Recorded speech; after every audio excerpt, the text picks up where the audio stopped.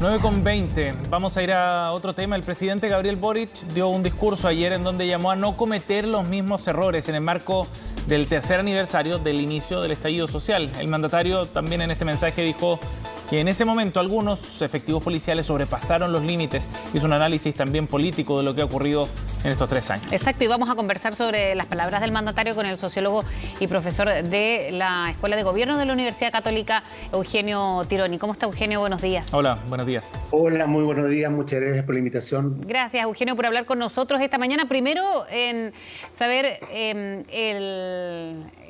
su opinión respecto a este discurso que se esperaba, sobre todo porque tenía varios elementos, fue a primeras horas del día, cuando no se conocía tampoco cuál iba a ser la situación a nivel país en el tercer año del 18 de octubre y la primera, además, bajo esta administración.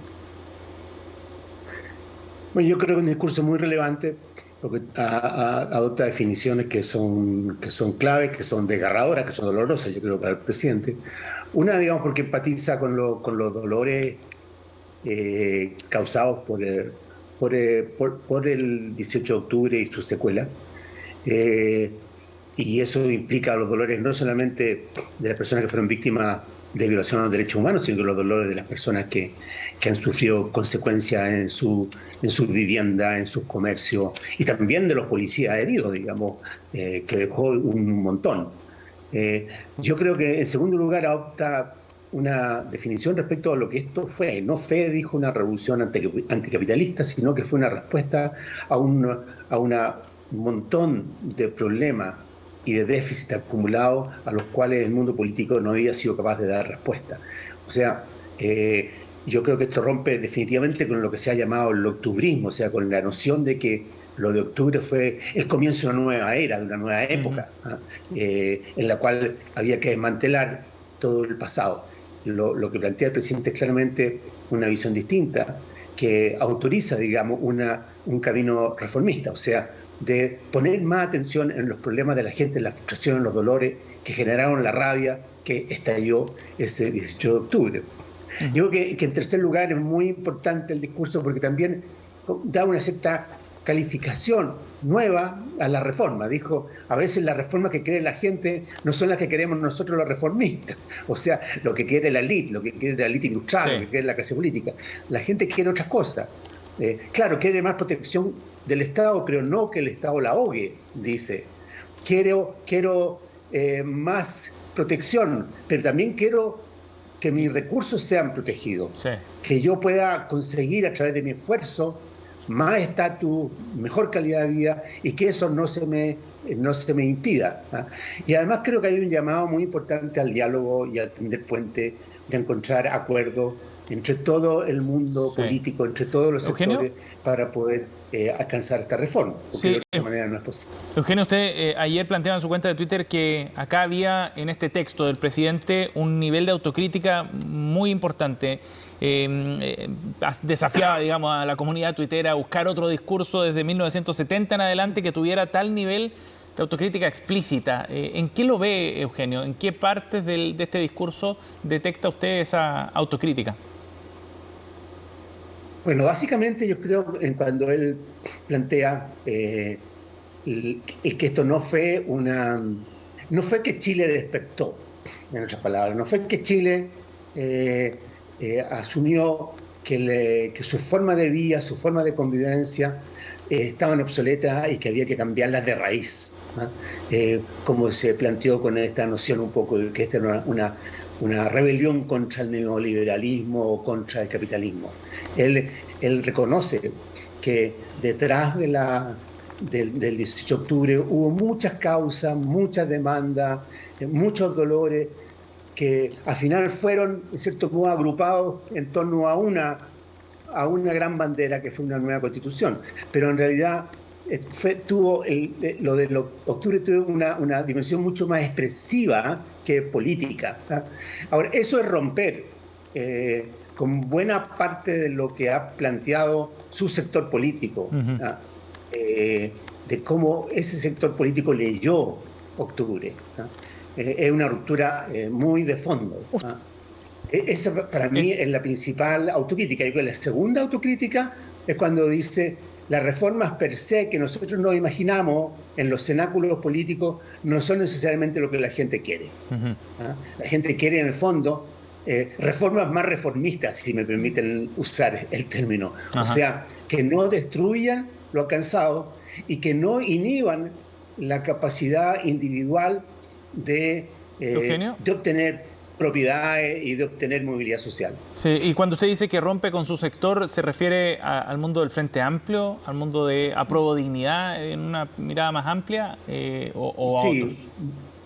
No, básicamente con ello. Yo creo que ahí se engendró una lectura muy, digámoslo así, muy apocalíptica de octubre del 19, que dio lugar a libros, a distintas expresiones, en que se vio como que, en cierto modo, el pueblo, como decía antes, se rebelaba contra todo el sistema y no quedaba nada en pie. Incluso yo creo que algunos plantearon en ese momento,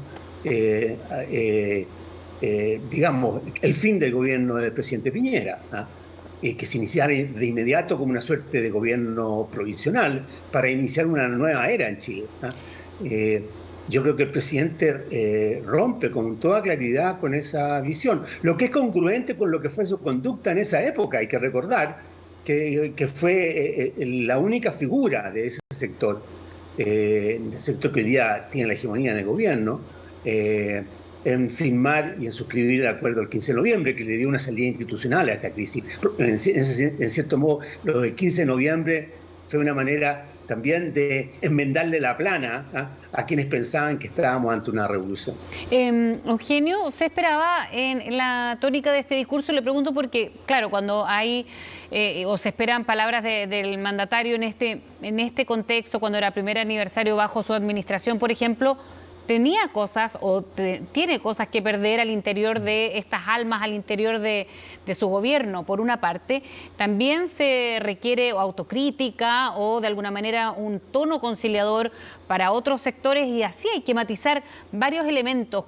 ¿Cómo y en ese sentido esperaba que fuese en el mensaje que entregase ayer el presidente Gabriel Boric y se fue en ese mismo tono?